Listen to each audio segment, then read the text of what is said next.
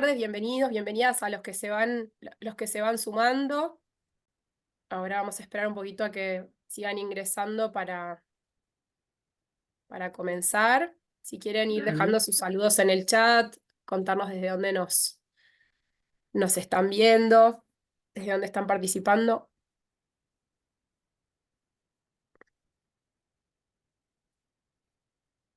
Bueno, para que estoy haciendo lío, para. Espérate que estoy haciendo lío. Ahí está. Bueno, ahí nos van saludando desde distintas partes, nos hablan desde Lima, Colombia, se me cerró, desde Córdoba, Argentina, desde Ecuador, desde San Juan, Argentina también, desde Ciudad de México. Ahí tenemos algún saludo en portugués también. Espectacular. Buen día para los amigos portugueses.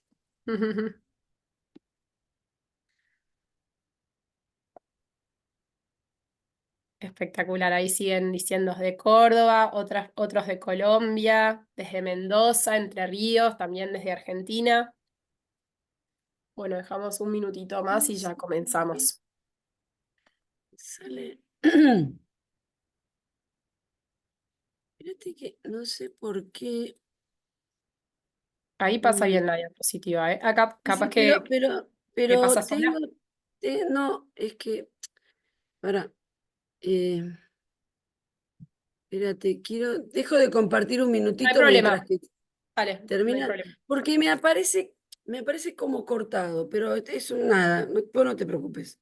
Ok, bueno, nosotros vamos saludando igual y cuando estés arriba nos decís. No, no, Bueno, vos decís. Sí. dale, no hay problema. Igual nos están escuchando, así que aunque no hablan porque estamos en modo webinar, nos escuchan, así que vamos a ir saludando Per- y luego Perfecto. compartir la pantalla. Bueno, vamos a dar comienzo entonces a este nuevo encuentro COPLAC que tenemos de esta comunidad de práctica de Latinoamérica y el Caribe sobre temas de calidad y seguridad en salud. Que lo hacemos con ISCUA en conjunto con CLICS. Yo, por mi parte, Inés Suárez Sanzorena, representando a CLICS.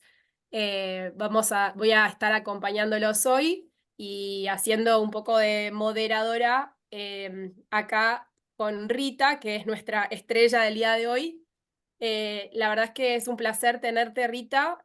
Rita Comando es arquitecta y es profesora universitaria, es especialista en planificación de recursos físicos en salud por la UBA, directora en diplomatura en infraestructura física y tecnología para la salud por la Universidad de Salud, presidente de la Sociedad Central de Arquitectos, es expresidente también de la Asociación Argentina de Arquitectura e Ingeniería Hospitalaria, así que como verán, Rita tiene una vasta experiencia en estos temas y nos parecía súper interesante traer un tema un poco distinto hoy, que es esto de la calidad y la seguridad del paciente, una mirada desde la infraestructura física y la tecnología. Así que bueno, muchísimas gracias acá por estar, Rita. Como saben, siempre tenemos este primer bloque de unos 40 minutos en el que Rita va a hablar de corrido. Si quieren ir dejando ya sus comentarios y sus preguntas o sea, en el chat les pedimos que dejen los comentarios y lo que es preguntas y respuestas más en la sección de preguntas y respuestas, que es más fácil después seguir y no perdernos entre los saludos y las preguntas. Así que bueno, un placer tenerte, Rita, y entonces estamos listos para escucharte. Muchísimas gracias. Bueno, no, estoy poniendo el temporizador para no pasarme, porque hablo mucho, entonces más o menos para llevar un control del tiempo, este, porque bueno, parte del tema de calidad es respetar los tiempos. Ahora bien, el tema es calidad y seguridad del paciente, una mirada de la infraestructura física y tecnología. Em, Bueno, ya Inés hizo mi presentación. em, Aquí están mis contactos por si desean contactarme. Y cuando hablamos de la infraestructura, la relación que podríamos plantear más fuertemente con lo que es la gestión hospitalaria es desde el punto de vista de la calidad y la seguridad del paciente. ¿Qué queremos decir con esto? En principio, cuando hablamos de calidad, no estamos hablando de la calidad intrínseca que tiene que ver con la parte asistencial, ni de la relación médico-paciente, porque obviamente eso forma parte de la parte del vínculo con el profesional médico y con los profesionales de la salud propiamente dicha. Pero hay una calidad percibida, porque ustedes saben que en tema de salud se habla de la relación de agencia. ¿Por qué? Porque hay una tercera persona que es el que decide. ¿Con esto qué quiero decir? Si ustedes se van a comprar un pasaje para irse a Mar del Plata, ustedes van a una agencia de turismo y dicen, yo quiero un pasaje a Mar del Plata, a lo sumo les dirán qué tipo de pasaje tienen, los precios y ustedes eligen. Pero ustedes eligen. Cuando yo voy al médico, yo obviamente al médico voy con un dolor, me duele la cabeza. Ahora no voy y le digo, mire, yo quiero que me opere del cerebro. De ninguna manera. Es el médico el que decide. Ese es el tema de la relación de agencia, donde hay un tercero que toma las decisiones. Y en esa relación es la cual podríamos decir que se basa la calidad de la atención, ¿sí? Pero hoy en día se han dado mucho en el tema de calidad y lo que podríamos decir que esta relación de calidad también tiene que ver con la percepción del usuario nosotros vamos a hablar de usuario en esta charla, que es la persona que está recibiendo ese servicio. Y en esta calidad percibida, yo sí tengo mucha opinión. ¿Por qué? Porque si hablamos de los espacios, o sea, dentro de calidad percibida, podemos hablar desde el recurso humano, o sea, de la atención, del trato que recibo, que obviamente de eso no vamos a hablar en esta charla, y del tema del lugar donde yo voy, que tiene que ver con el espacio. Yo voy al consultorio, voy a una clínica, voy a un lugar de diagnóstico y puedo darme cuenta de cómo está ese lugar, si está limpio, si está iluminado, si es seguro, si está sucio, y eso tiene que ver con la calidad percibida y con el deseo de volver o no. Y es en esto en donde nos parece muy importante la relación que tiene la infraestructura con el tema de la calidad. Y después tenemos otro concepto que es el tema de seguridad de paciente. Obviamente, si estamos hablando de seguridad de paciente, el equipamiento, el edificio, o sea, el edificio, las instalaciones y el equipamiento, que podrían ser los tres componentes de esta infraestructura física, tiene una fuerte relación. ¿Por qué? Porque si estamos hablando de un paciente electrodependiente que está conectado a un respirador y se corta la luz y no anda el grupo electrógeno, obviamente ahí estamos hablando de seguridad de paciente, ¿sí? Porque el paciente puede llegar a morirse, ¿sí? O por una descarga eléctrica, o porque se cayó de la cama porque la cama no tenía las barandas reglamentarias. O sea, desde el punto de la infraestructura, también atañe a la seguridad. Y acá no solamente la seguridad del paciente, sino yo agregaría la seguridad de las personas, englobando al recurso humano que trabaja en nuestros centros asistenciales y que obviamente tiene que ver con otro tema que es seguridad e higiene en el trabajo, que en esta charla, en función de lo que hemos estado hablando, no vamos a tratar tampoco. Entonces, en calidad hay muchas definiciones de calidad, yo tomé la de la OPS, donde estamos hablando del uso eficiente de los recursos. Obviamente el recurso físico es un recurso importante, ¿sí? El recurso del patrimonio. Hoy estaba escuchando esta mañana para los que son de Buenos Aires, sé que hay gente que hubo un incendio en un hospital, el Hospital Pena. Entonces, eso obviamente tiene que ver con el uso eficiente y además con resguardar el valor, ¿sí? de esos bienes que tenemos, con un mínimo riesgo para nuestro paciente, ¿sí? Y un alto grado por parte del paciente de aceptación o de satisfacción. Obviamente con los resultados finales y los indicadores de salud. Y algo que iba a decir al final, pero voy a decir ahora como una pequeña introducción. La pandemia lo que puso en evidencia de cómo el espacio ayuda a la salud. Y ya no hablo de la salud de los enfermos, hablo de la salud de la gente, de nuestra salud mental y de nuestra salud física. Y entonces los espacios son un componente importante para garantizar nuestra salud. O sea, y acá me tomo del concepto de seguridad del paciente, que ya no quiero que solamente que haya ausencia de enfermedad, lo que no quiero es enfermar, ¿sí? Porque ambientes contaminados, ambientes no adecuados, también nos enferman. Entonces, hablamos de la calidad en salud con respecto a la calidad técnica o intrínseca y a la calidad percibida, que tiene que ver con la accesibilidad, con la imagen, con la comunicación, el trato. Estos dos últimos los vamos a dejar afuera porque tienen que ver con recursos humanos. Desde el edificio, las instalaciones y el equipamiento. Y apareció este concepto de seguridad del paciente, que fue creado en una resolución de la Asamblea Mundial de Salud en el 2012, que lo importante no es solamente curar, sino no dañar. Y para eso da una insta a los miembros de la OMS obviamente, a desarrollar normas y estándares globales, a proporcionar políticas basadas en la evidencia, proporcionar un sistema de declaración, un estímulo de investigación y promoción de políticas basadas en la evidencia. Para la evidencia necesito registros, necesito garantizar tener registros. Y después vamos a hablar de qué registros estamos hablando dentro de la infraestructura en salud. Y, y también declarar cuando hay un problema o hay algún error. Bueno, esto tiene que ver con seguridad del paciente. Yo no me voy a extender en los conceptos de seguridad del paciente, pero lo que sí me gusta mucho el concepto de seguridad del paciente, que es aprender del error, ¿sí? Donde lo declaro, donde digo, esto está mal, en esto me equivoco, y esto además también está asociado a otro concepto que es la mejora continua.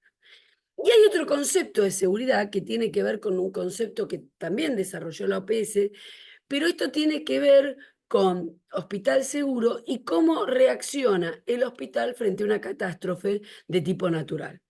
Y en esto hemos visto muchos casos, este es un caso en Santa Fe, en la República Argentina, donde obviamente ustedes me habían dicho, bueno, no podemos evitar una inundación. Bueno, lo que tendría que haber buscado para poner el edificio, la cota de un terreno cuya cota no fuera inundable, o buscar tomar algo en cuenta para evitar que ante una inundación el hospital quedara fuera de servicio. Esto pasa con los hospitales, ya sea cuando hay un terremoto, un tsunami, ¿cómo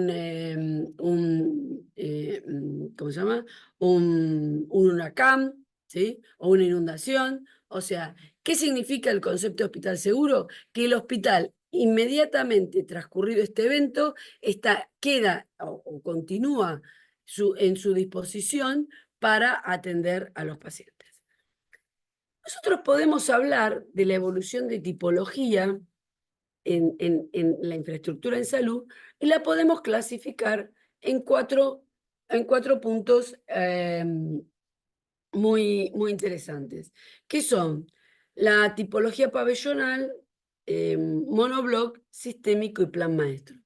Y yo, ¿por qué hablo de tipologías? Y por qué, obviamente que hay otros edificios de salud que no responden a ninguna tipología.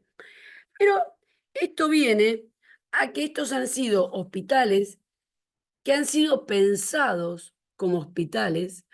Y el primer punto de un hospital, digamos, más que un primer punto, uno de los primeros problemas a solucionar por la arquitectura hospitalaria ha sido el de la infección intrahospitalaria.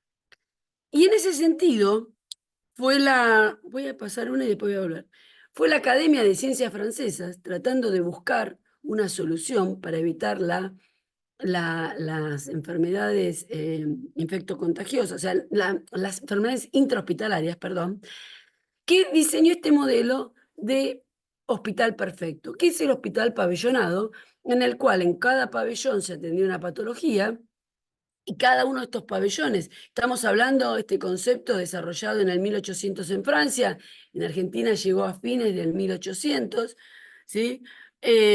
Como escuché que hay participantes de otros lugares de Latinoamérica, esta tipología igual la van a encontrar porque nosotros en Argentina no hemos diseñado una tipología propia, sino que hemos ido adaptando lo que estaba pasando en el mundo. Y si hablamos de Latinoamérica, diríamos que la primer tipología que llega de Europa es la de tipo claustro. Lo que pasa es que Argentina en esa época, estoy hablando en la época del virreinato, era la parte pobre del virreinato y no tiene ese tipo de ejemplos como puede tener o como se encuentran en México y en Perú. Entonces, estos hospitales pabellonados lo que van a caracterizar es, es justamente, perdón, eh,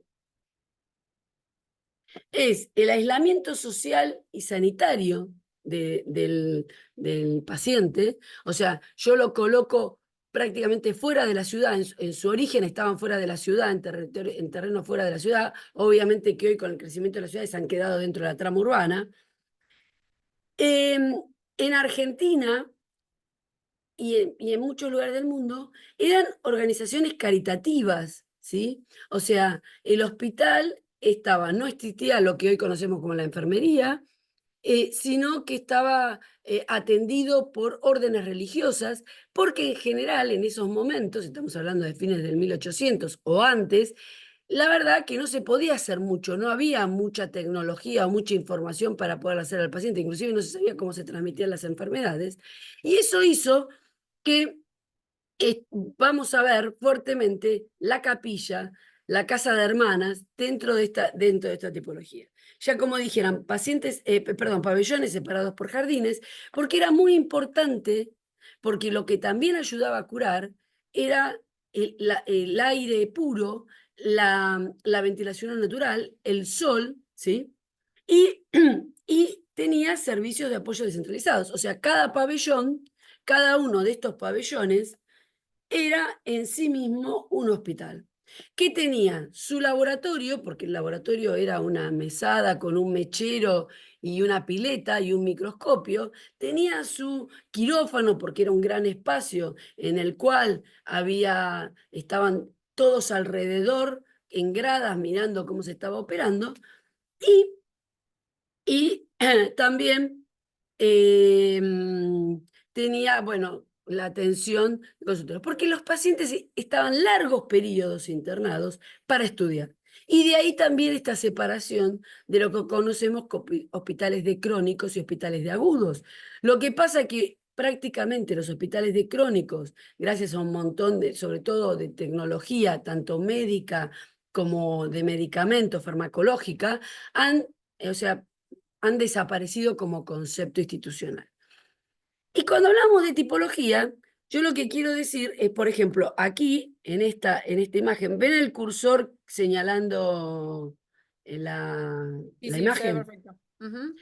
En esta vemos el concepto, o sea, vemos la tipología, que eran pabellones separados, y acá vemos un caso.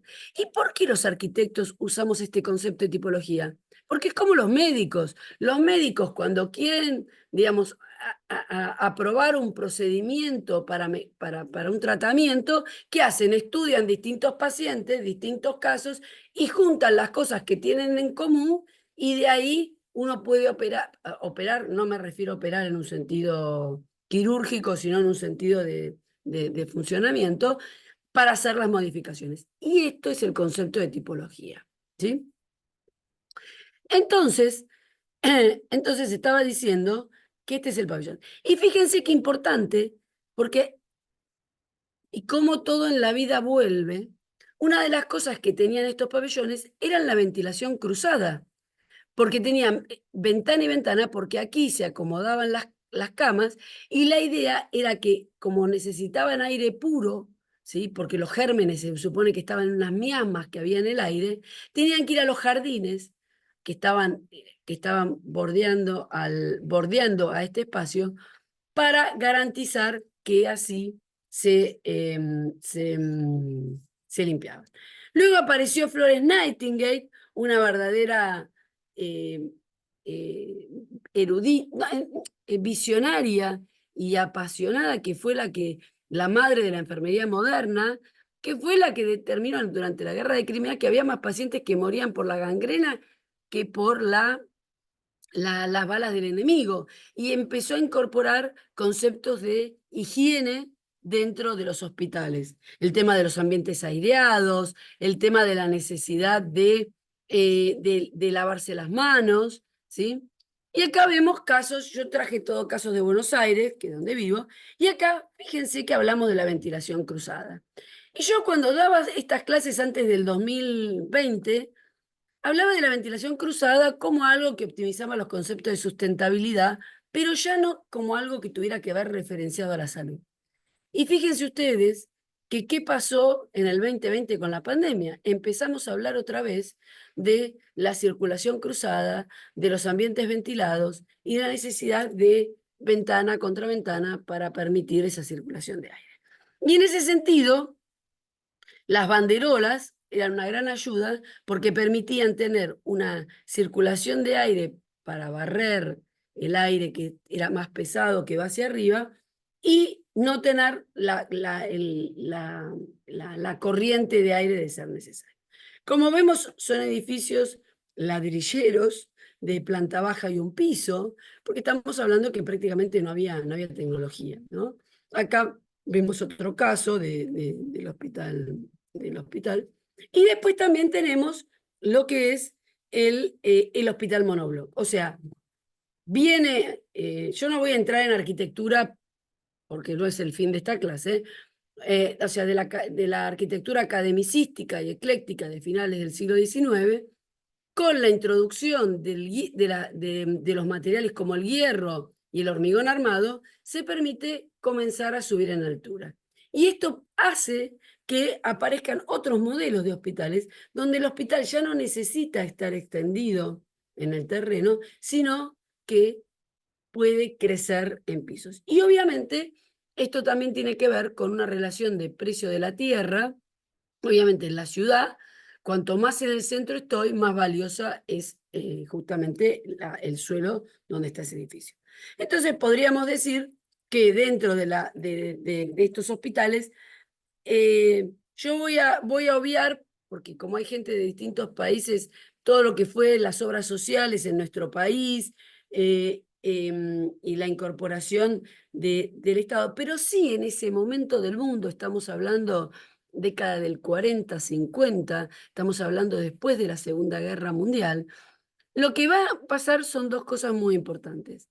La primera, o sea, el proceso, este hospital monobloc lo podemos situar entre guerras, o sea, a partir de la década del 20 hasta la década del 60.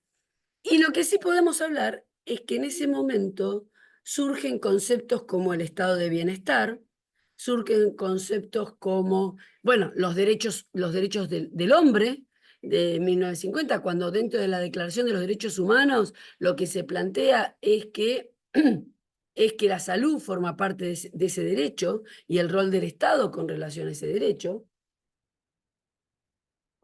Entonces, podemos hablar que estos eran monoblocos, era un edificio compacto en altura, que a veces estaba compuesto por varios peines, ¿sí? Y comienza, sobre todo producto de las dos guerras mundiales y de los avances tecnológicos que se generan con relación a esas dos guerras mundiales, un desarrollo tecnológico que va a comenzar con el desarrollo de las especialidades, ¿sí? No nos olvidemos que hasta fines del siglo XIX la Iglesia tenía mucho que ver con el tema, la Iglesia Católica me refiero, con, por ejemplo, estudiar cadáveres o a, o a estudiar la circulación de la sangre, y eso también hizo que hubiera avances que se fueran demorando. Y justamente a partir digamos, el inicio del siglo XX, o sea, fines del 1800 aparece la anestesia, y eso permite también el desarrollo de la cirugía.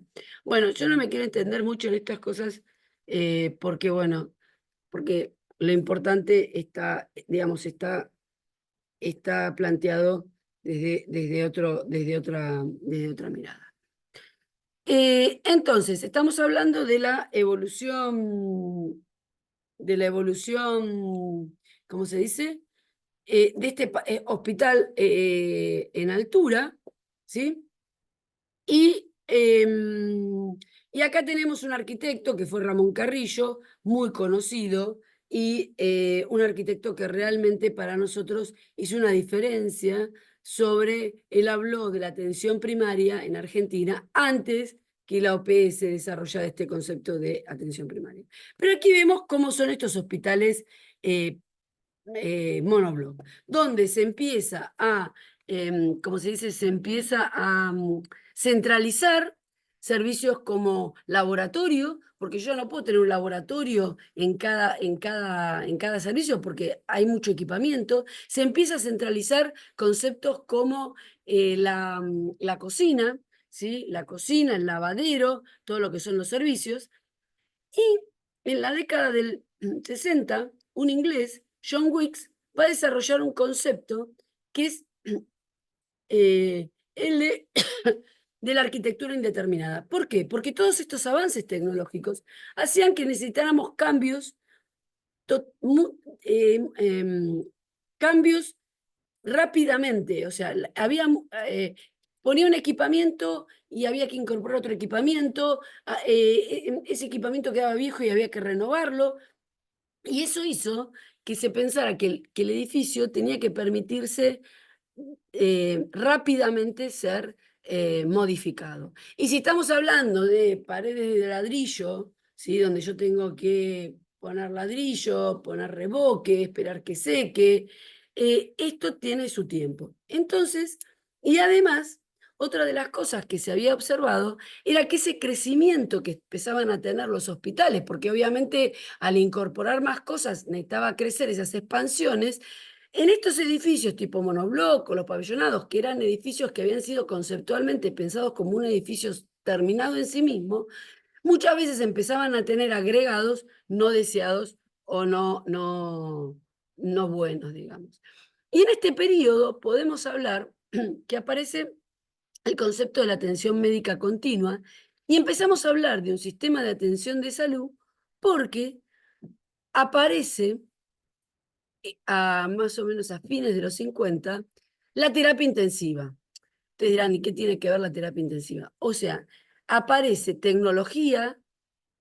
¿Por qué tengo una terapia? ¿Por qué tengo una terapia intensiva? Porque yo tengo concentrados en un espacio recurso físico y recurso humano altamente especializado para atender a ese paciente grave, ¿sí? Entonces, cuando yo empiezo a centralizar todas esas camas, porque yo no puedo tener una cama en urología, porque ¿cómo se internaba hasta ese momento?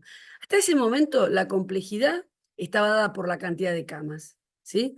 Y las internaciones armadas por patología. En esto se va a empezar a hablar de los cuidados progresivos, o sea que yo voy a poner el foco en el estado del paciente y voy a hablar de bajo, medio y alta complejidad. Y, como dije, van a aparecer las terapias intensivas y pensando que había que optimizar estos flujos de circulaciones y optimizar el funcionamiento de la gestión hospitalaria, se empieza a plantear el tema de la doble circulación, una circulación pública y una circulación técnica, ¿sí? Y para poder lograr este concepto, se habla de superficies modulares flexibles. ¿Qué son superficies modulares flexibles? Es partir de un módulo, de una trama, y empezar a armar el diseño del hospital a partir de esa trama. Esto es lo de John Wilkes. O sea, y un exponente muy claro de eso es el Hospital Garrahan de la Ciudad de Buenos Aires, que parte de un módulo de 90 por 90 y la repetición de ese módulo, ¿sí? Va generando espacios como las camas las habitaciones de internación, los consultorios, las áreas de tratamiento, y ese módulo está materializado en el piso, en una baldosa de 90 por 90, y en los tabiques que permitían armar y desarmar como un rasti, ¿sí? El espacio en ese momento. Porque se deja la construcción tradicional, que es la construcción de ladrillo y con mezcla de cemento, por una construcción en seco, ¿sí? Que es fácilmente desmontable. Originariamente los primeros tabiques eran con perfiles metálicos y un aglomerado de madera con revestimiento melamínico. Hoy en día ya no se usan más ese tipo de paramentos, sino que se usa la construcción en seco tipo Durlock o Knauf, que son las ventas comerciales, que son las placas de yeso. Acá vemos otro ejemplo, que es el Hospital Naval, o la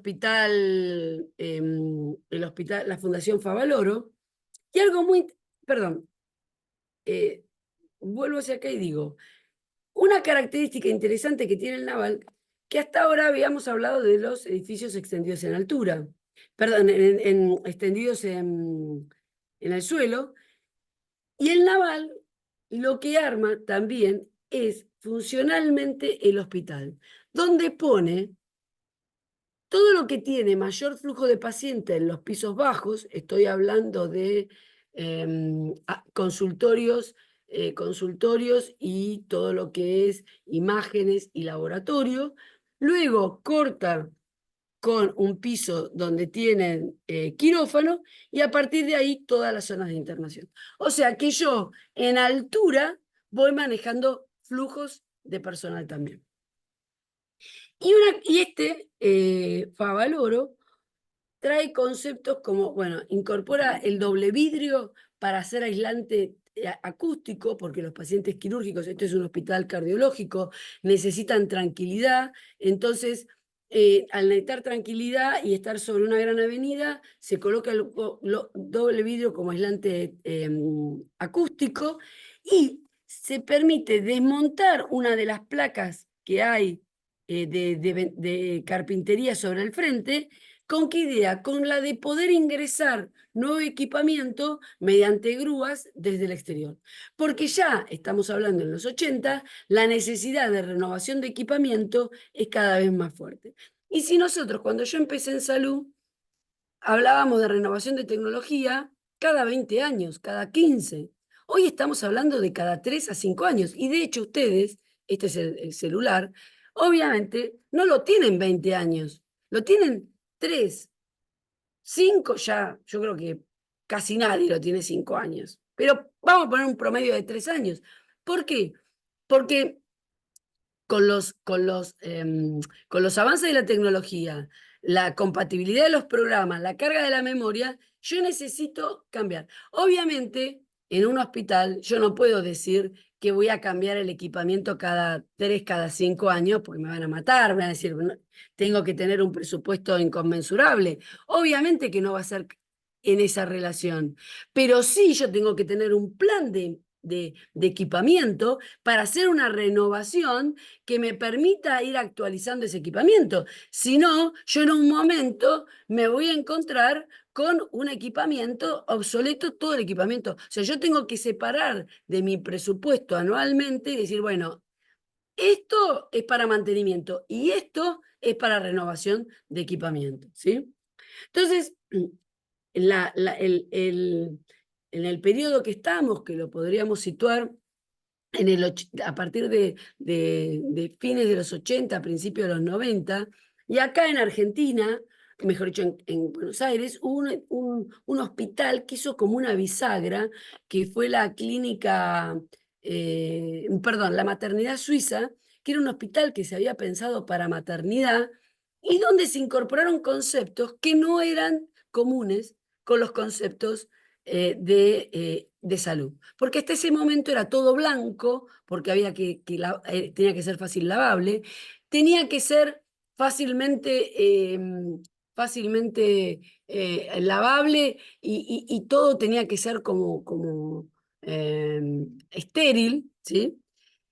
Y eso hizo que en los 90 apareciera de la mano del concepto de calidad de atención, que ¿por qué aparece el concepto de calidad de atención médica?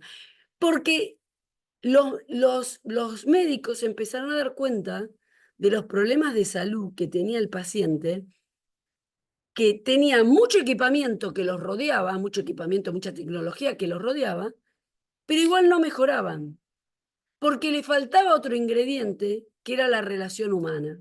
Y de hecho, aquí yo quisiera hacer foco en el concepto de salud, donde entendemos que es el estado el concepto de salud que da la OPS, que es el estado de bienestar físico, psíquico y social de la persona, y no solamente la ausencia de enfermedad. Y esto lo vamos a retomar en un poquitito más, este concepto de humanización espacial, pero en este concepto de humanización espacial, esta clínica que estaba contando, la clínica de la maternidad suiza, que ahora es clínica maternidad, hicieron un edificio donde las habitaciones eran como suite, donde había una antesala, que era donde esperaba la familia, y estaba la familia con un frigobar, unos sillones, después estaba el baño y después estaba el lugar propio de la paciente con el bebé. Y decoraron con papel, con colores.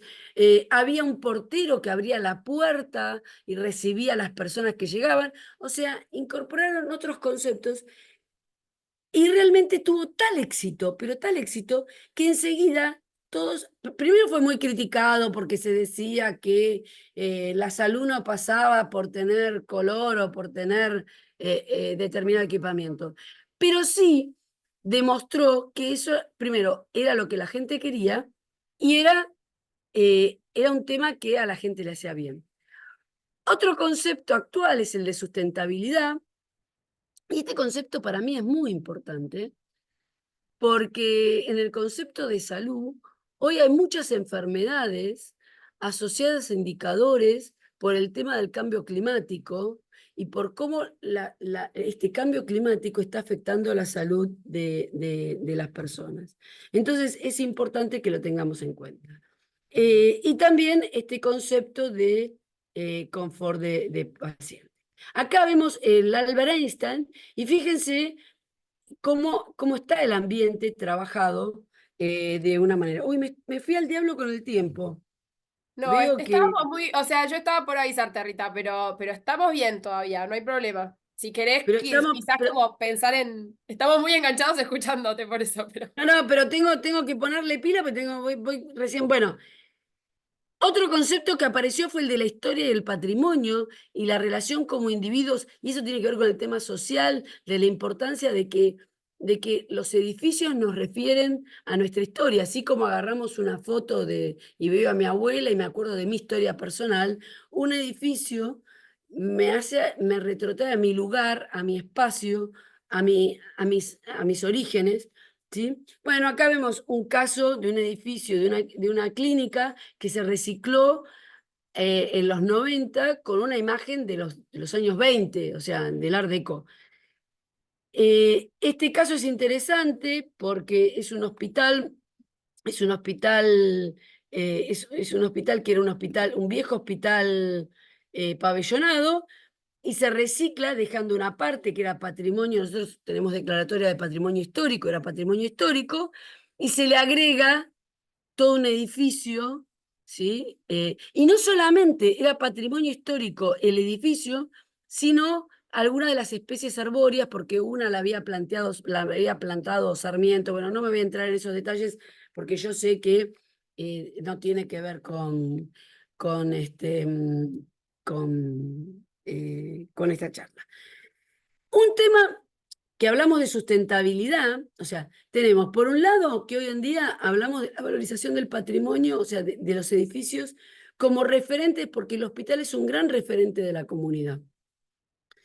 Otro tema es el de sustentabilidad, y este es el caso de un gran referente de la arquitectura hospitalaria sustentable, que es brasilero, que es Lelé, o sea, Joao Filgueira Lima, que él hace este hospital Y esta forma del techo que pareciera caprichosa, en realidad lo que permite es una corriente de aire, que además ese aire se refrigera en este lago y permite no tener que usar aire acondicionado. Ojo, no tener que usar aire acondicionado para áreas como consultorio externos, áreas administrativas. No estamos hablando de áreas críticas ni de quirófanos, ¿sí? Pero con lo cual permite ahorrar energía, ¿sí? Porque es muy importante el consumo energético que tiene el hospital en cuanto a cuanto a energía y cómo afecta esto a la huella de carbono que deja el edificio con respecto al cambio climático. Bueno, acá vemos como otro ejemplo de estos hospitales sistémicos que en los 90 se hizo como un upgrade, donde están estructurados en dos calles, una pública y otra técnica, con la idea de que esto sea donde está la mayor cantidad de gente y esta sea la parte de personal y todo el tema de servicios. Y yo quiero hacer mucho hincapié en los conceptos de cultura organizacional, porque nosotros sabemos que si hablamos de calidad y de seguridad del paciente, más allá de la infraestructura física y de la tecnología que tengamos, la cultura organizacional que tengamos es clave para garantizar ellos. Y yo siempre muestro este caso, que es el tema del lavado de manos, donde hablamos de mucha tecnología hoy en día, el hombre en la luna. Ayer estaba escuchando los astronautas estos que se quedaron varados en un laboratorio espacial y que los van a bajar y que sé yo, que parece cosa de ciencia ficción. Pero la forma de combatir la infección intrahospitalaria hoy en nuestros hospitales y la recomendación de OPS es el lavado de manos. Entonces tiene que ver con los procedimientos y tiene que ver con el comportamiento humano, que es lo más difícil de modificar, ¿sí? Cuando hablamos de la infraestructura, hablamos de 5 etapas para su concreción: la formulación, la programación, el proyecto, la ejecución y la operación. Nosotros, los que trabajamos en edificios hospitalarios, hoy nos encontramos en la etapa de operación, o sea, el edificio funcionando a pleno, ¿sí? Bueno, ese edificio funcionando a pleno, lo que yo voy a ver, cómo llevo ese edificio. Y si yo hoy me dijeran, bueno, ¿qué pasó en la pandemia? En la pandemia teníamos un montón de edificios funcionando y que había que cambiar o reorganizar ese funcionamiento porque la pandemia requería de otra organización funcional. Entonces, ¿qué? Partimos de este lugar y hubo primero una evaluación, o sea, dónde estamos, un relevamiento de lo que tenemos y reformulamos el problema y programamos en función al rol que iba a cumplir ese establecimiento dentro de la red de establecimientos, y el rol tiene que ver con la demanda de la población, la caracterización social y el estado de salud de esa población que demanda, y que tenemos la caracterización de los efectores de salud, o sea, del sistema de salud en el cual está inserto. Porque yo no voy a poner, no sé, un resonador si tengo a 5 cuadras otro resonador, digo. Entonces, perdón, tiene que ver con este concepto de, ah, de rol. Después elaborar un programa. Es muy importante el programa, la elaboración del programa, porque es la que me va a garantizar contar con los espacios adecuados para después hacer los procesos que yo tengo pensado. Un programa no es más ni menos que decir, en función de esa demanda de población y del estudio epidemiológico y decir los servicios que voy a tener, decir, bueno, yo necesito 5 quirófanos de tales características, que tengan tal cosa, tal otra. Y lo que yo no tenga en cuenta en este programa, y lo que yo no tenga en cuenta cuando hago el hospital, después es muy difícil incorporarlo, ¿sí? Es muy difícil modificar y seguir teniendo buenos resultados. La etapa de proyecto, donde se hace el plan maestro es cómo armo este rompecabezas, que son las relaciones de los distintos servicios dentro del hospital, las circulaciones. ya vamos a hablar un poco. Luego tengo la etapa de construcción o de ejecución y luego el momento en el que yo voy a estar operando. Y también lo que es muy importante, que en esta etapa de programación no solamente piense en los espacios, esto que yo dije, bueno, necesito cinco quirófanos. Bueno, pero yo tengo que saber qué equipamiento voy a poner ahí. ¿Por qué? Porque no es lo mismo un quirófano donde voy a hacer un trasplante de médula o un trasplante de corazón que un quirófano donde voy a operar una hernia. Entonces, ¿por qué? Porque tiene un tamaño diferente, ¿sí? Entonces, yo tengo que, además de definir funcionalmente, tengo que definir el equipamiento y entre la parte funcional y el equipamiento voy a tener las instalaciones que necesito para este espacio. Rita, Bien, ¿sí? no, para tener en cuenta la hora, por las dudas, si querés ir cerrando así, tenemos algún momentito para hacer un intercambio final, ¿te parece? Uy, me quedé como muy, vamos a hacer, a ver, pará porque me quedé hablando de un montón de cosas. A ver. Vamos, voy a hacer una cosa, voy a ir a las diapositivas que considero claves. Espectacular. En los 80, bueno, apareció el concepto de la biofilia, que es que descubre Roger Ulrich que los pacientes que tenían una ventana y miraban al exterior y veían verde, se recuperaban más rápido que los que no tenían, los que tenían, estaban frente a una pared.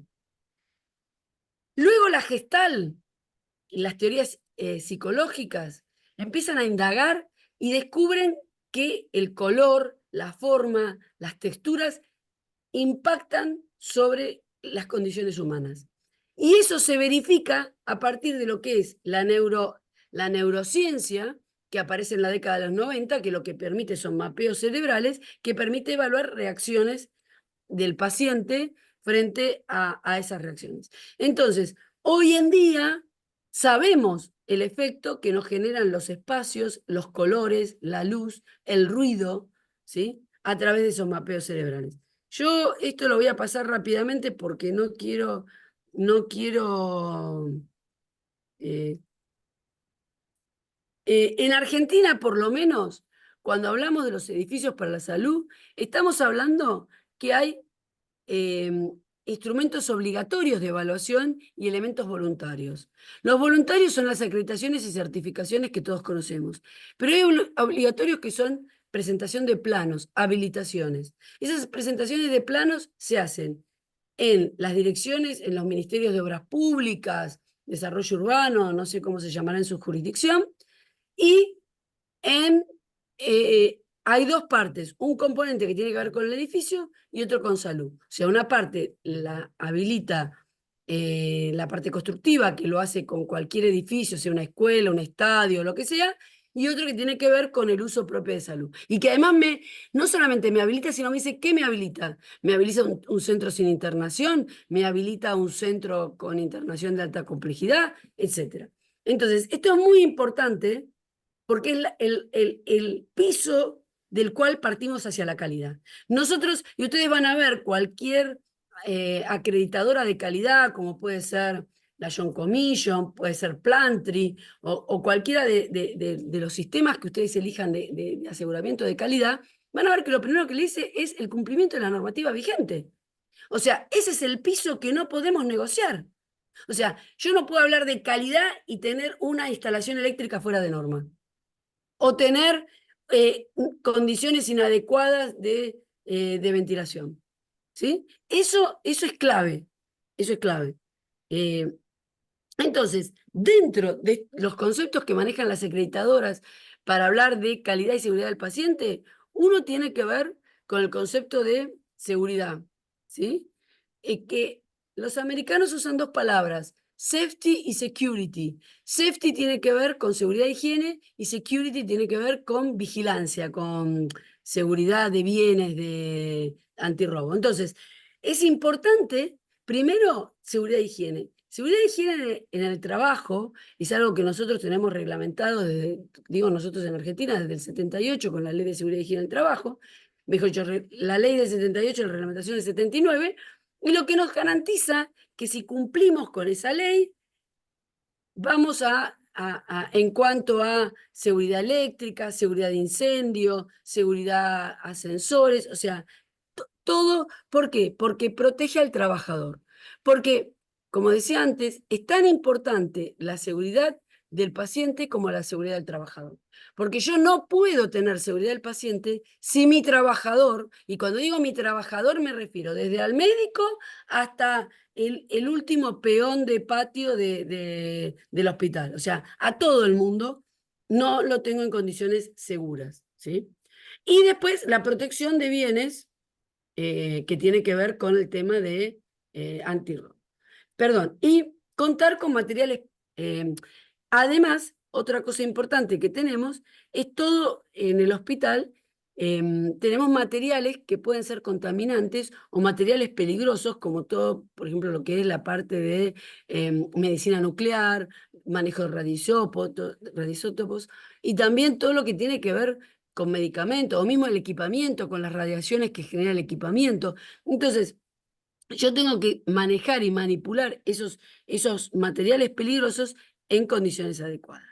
También, cómo se maneja ese establecimiento frente a las emergencias. Tenemos las emergencias tipo desastre o epidemias, porque si bien hay protocolos donde, no sé, se externalizan los pacientes que no están tan graves, también hay protocolos desde la infraestructura. Fíjense lo que pasó durante la pandemia. No había oxígeno en los hospitales y eso tiene que ver con la infraestructura. ¿Sí? O tenían problemas con el tema de suministro eléctrico, porque se habían aumentado la cantidad de respiradores que requerían mayor consumo eléctrico. Entonces, eso es importante que lo tengamos en cuenta, cómo reorganizamos frente a una epidemia, a un desastre, a una emergencia. Todo lo que tiene que ver con seguridad contra incendio, ¿sí? O sea, en general se dice que el hospital es un edificio que no es evacuable desde el punto de vista de bomberos, pero obviamente esto es porque tenemos que permitir la mayor condiciones de seguridad posible, dado que hoy en día un incendio es muy difícil evacuar un quirófano, evacuar una terapia, ¿sí? El equipamiento médico, garantizar que el equipamiento médico esté en las condiciones adecuadas, digo que no genere un riesgo para los pacientes, y contar con los servicios básicos de salud. Agua, luz y, luz y aire acondicionado. Porque hoy en día el aire acondicionado ya no es un tema de confort para los pacientes y las personas, es un elemento clave para el funcionamiento de los equipos, ¿sí? Porque un equipo que está expuesto a alta temperatura puede dar falla o no puede funcionar, ¿sí? Digo, equipos de laboratorio, equipos de imágenes, ¿sí? Sumado a que el tema eléctrico también es clave para, em, para, para como elemento de seguridad. Primero, porque obviamente la electricidad puede generar la electrocución. Y en el caso del paciente es peor porque como está abierto, o sea, está abierto, o sea, sí, abierto en una operación o le han introducido alguna cánula para hacerle un cateterismo, algún estudio. O sea, una descarga eléctrica puede ser mortal cuando a lo mejor en una persona que está sana o que él toca esa corriente no le genera nada.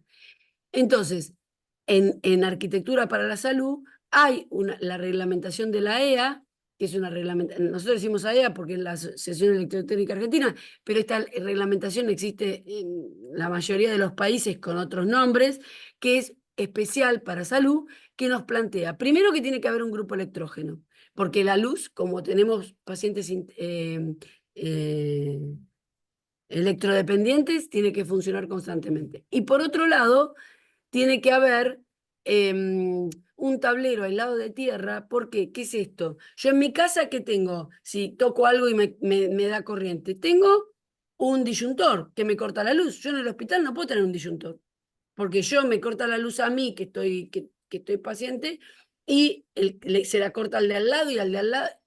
Entonces, no puedo tener un disyuntor. Entonces, son tableros especiales que se ponen en áreas que tienen equipamiento invasivo a pacientes. No en todo el hospital, sino en áreas con equipamiento invasivo de pacientes. Entonces, estábamos hablando, Rita, bueno, del edificio. Sí, perdón, si te parece, ¿qué te parece si cortamos. dejamos tu diapositiva de inicio? Porque hay gente que quería quedarse con tus datos por las dudas para contactarte. Eh, Una última cosa, hago una última, déjame ir no hay a problema. la última. La verdad que me puse hablando, pero quiero. Tenías de todo preparado, veo. Sí, sí, pero Espectacular. esto es lo más importante. Normar, evaluar para mejorar, ¿sí? Es muy importante, ¿por qué? Porque yo tengo que partir de la normativa y generar mi normativa interna de control. Hoy, toda aseguradora, o sea, en cualquier programa de acreditación de calidad que nos presentemos, ¿qué es lo primero que te dicen? Registro. Mostrame que lo haces. Yo no voy a irte a controlar que vos, no sé, tenés los matafuegos recargados como marca la ley. Mostrame la planilla que indica, obviamente firmado, y también acá incumbencias profesionales. Hoy en día, ¿sí? Al tener equipamiento más complejo, ya no podemos tener un idóneo arreglatuti para atender a nuestro equipamiento ni a nuestra infraestructura. Tenemos que tener personal capacitado, ¿sí? Bueno, y ahora dejo acá, les pido perdón No te primero preocupes. Porque porque para yo nosotros pensé, fue, o sea, realmente de las charlas que tenemos es una charla muy distinta y a nosotros, por lo menos a mí me pareció súper interesante porque es como esta necesidad de decir qué importante como la multidisciplinariedad en la salud. Realmente es una visión bueno, completamente distinta a la que compartís, Rita, y me parece que es tan importante como nuestra cultura tan medicocéntrica. Qué importante tener miradas diciendo la salud, como vos decías, es todo este enfoque que vos dabas del tema del bienestar de las personas y que no es la falta de enfermedad, sino como los seres humanos queremos, o sea, la calidad en salud tiene que apuntar a eso, al bienestar de las personas y cómo el bienestar no es solamente dame la medicación, sino es dame una ventana para mirar para afuera y que me entre luz, dame un lugar aireado para que pueda respirar aire puro, dame contacto con las personas porque soy un ser humano y un ser humano aislado se enferma.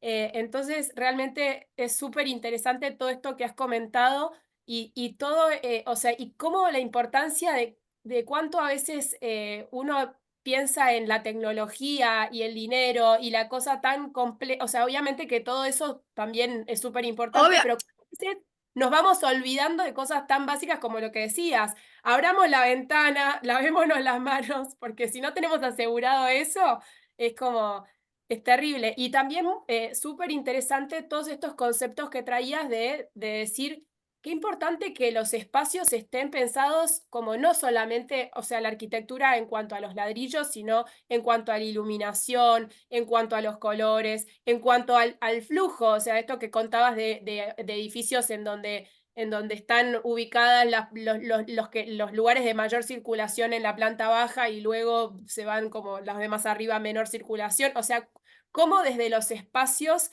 también se puede brindar salud y qué necesario es entonces poder como conectarnos entre personas que tenemos miradas diferentes para poder dar una solución más integral y no solamente la mirada de médico y nada más. sí, Así además, que mira, yo cuando empecé aquí, empecé en un programa de residencias allá por fines de los 80, que era poner a los arquitectos dentro de los establecimientos de salud, y realmente para mí fue muy importante la relación, o sea, caminar el hospital.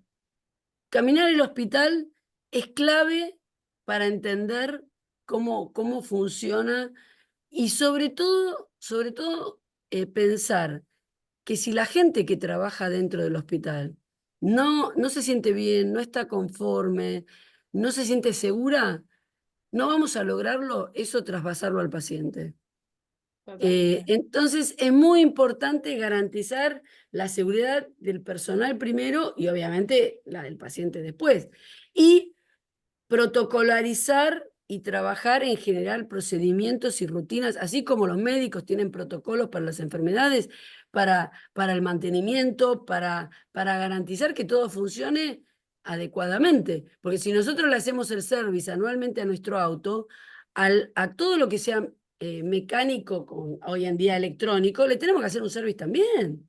Porque si Tal cual. no, se deteriora. Llegamos siempre a los correctivos, pero hoy en día, muchas veces que un equipo me dé un mal resultado, puede ser peor que no me funcione. Tal cual.